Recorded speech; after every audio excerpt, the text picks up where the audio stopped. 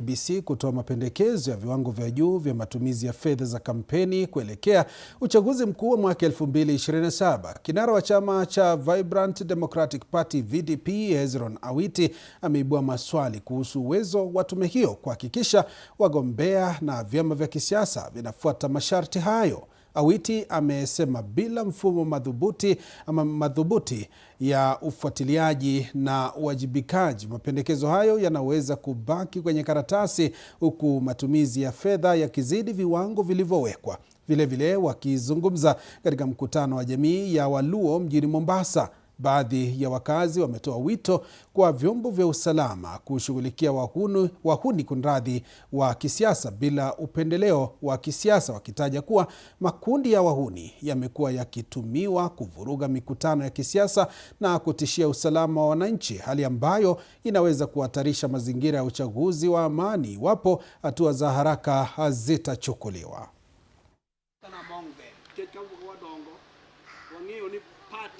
Hata wakiweka milioni 2, bilioni 3, sasa ile jamaa anatoa pesa, wewe utajua. Hiyo budget waachana nayo.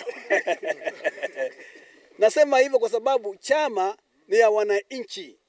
Wananchi wanaweza kusanya pesa directly or indirect. Sasa watakuwa na accountability namna gani? Wajua wasilete propaganda, wao wafanye kazi election. Waangalie kiongozi mzuri ndiye achaguliwe. Kuleka budget ambayo you cannot control is a waste of time. Huyu mwenyewe ambaye yani anasimamia internal security minister, huyu Murkomen mwenyewe tayari ukimwangalia tayari yeye pia au ndio watu ambao wana encourage goons, kwa maana tayari wanaongea na kama tayari wanafanya uchunguzi wanafanya kipendeleo. So mambo ya goons haweti isha, kwa maana each and every politicians tayari wako na goons, na tayari au magoons pia hata tayari tuwaite goons ni watu ambao yani wako na shida tofauti. Hiyo naona kama ni uongo.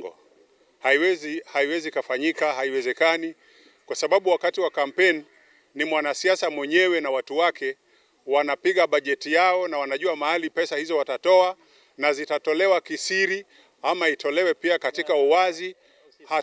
IEBC haina uwezo wa kuenda kuangalia ama kusupervise kwamba wametumia pesa ngapi. Kwa hivyo hiyo ni kama kupoteza muda tu. Waache wanasiasa watumie zile pesa wanaweza kutumia, mradi tu kampeni iwe ni kampeni ya amani na ya kufuata sheria.